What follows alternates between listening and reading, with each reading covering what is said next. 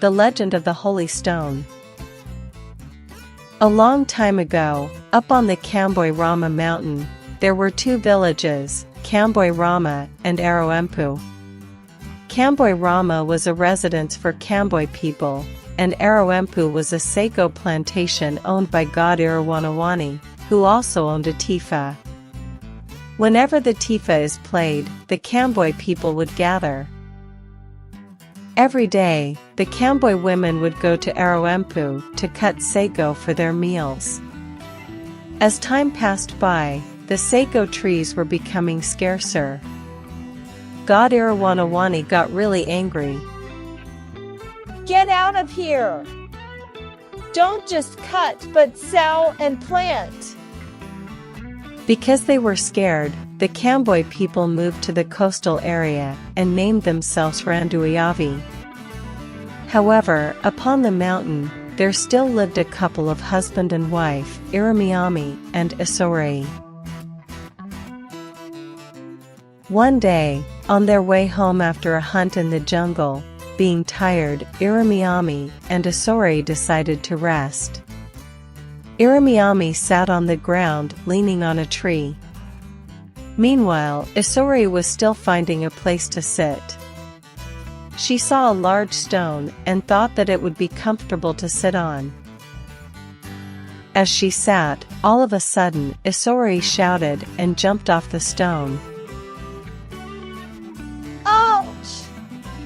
The stone is so hot that I almost got burned! Isorei cried. What is it, dear? Iramiami, who almost fell asleep, immediately stood up, startled by his wife's screams. I don't know what happened either, but this stone feels really hot, answered Isorei in panic. A short time later, in their astonishment, smoke came out of that stone. Curious, Iramiami tried to sit on that stone. Ouch! It's really hot! He shouted. Becoming more curious, the couple decided to test the stone's heat. How if we put this venison on that stone? Said Iramiami. Let's just try, dear, answered Isorei. Exquisite smells came from the burning meat. As it was ready, they ate them up.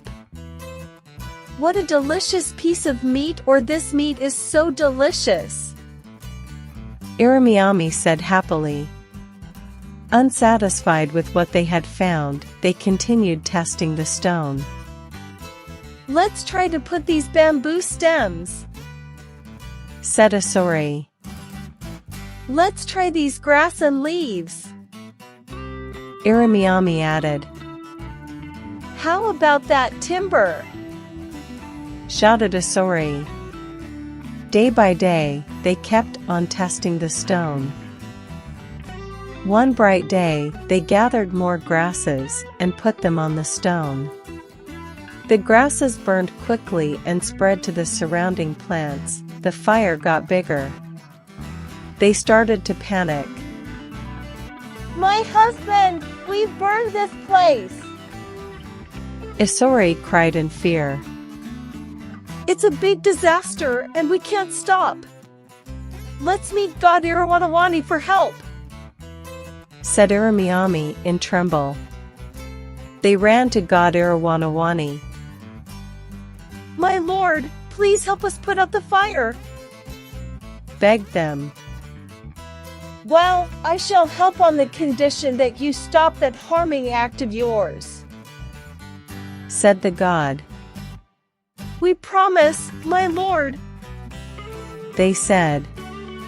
With a magical power, the fire could finally be stopped. Nevertheless, it seemed that they had not learned from their mistakes. They kept on testing the stone, until one day they started a really big fire that did not stop for 7 days and nights.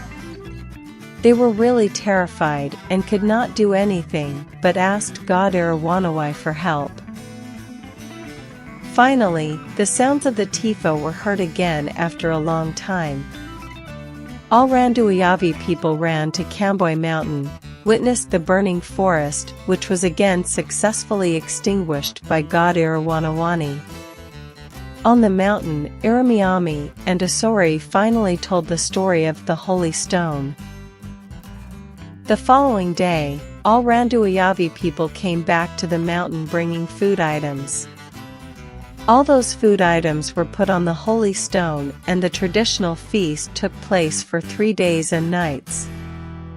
All the people chanted and danced around the Holy Stone, worshipping it and passing the Holy Stone story. People of Papua, particularly those of the Yapen Islands, sanctify the fire stone hitherto. The stone has become a sacred stone that they worship annually.